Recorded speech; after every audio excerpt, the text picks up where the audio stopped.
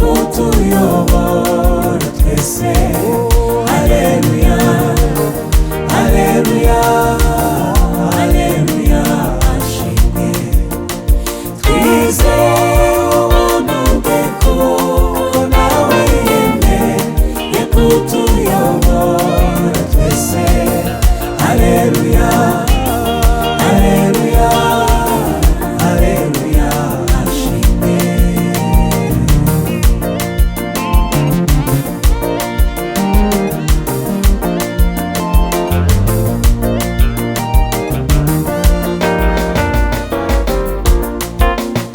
Ni byiza gukunda iyo Mana kuko yaducunguye, kandi ni byiza ko muwayo bitinda kuzimira.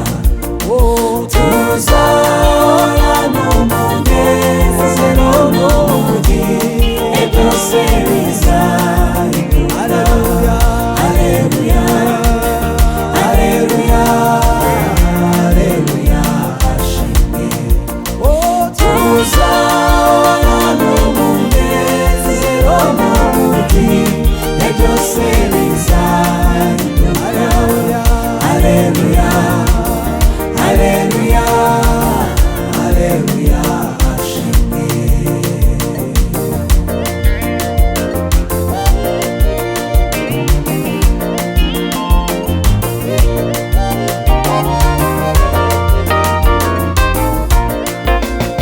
Iyo tugeragejwe kenshi mu mwijima w'isi, tumenya ko ibyo byose mw'isari ry'igihe gito. Mw'ijuru nabo babarinana, marira azagera. Haleluya, haleluya, haleluya, ashimwe.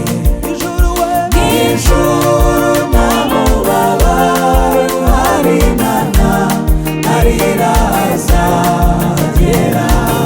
Haleluya, haleluya, haleluya, ashimwe.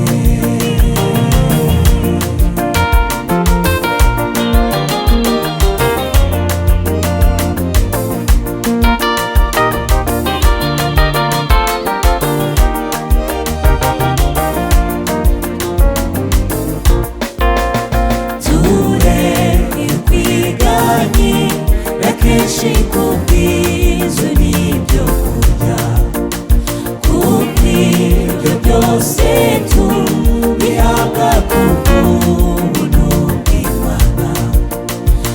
Atuyobora mu nzira yose kandi ikorere imitwaro.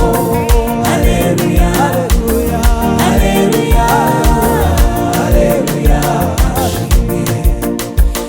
Atuyobora mu nzira yose kandi ikorere imitwaro. Haleluya, haleluya, haleluya, ashimwe.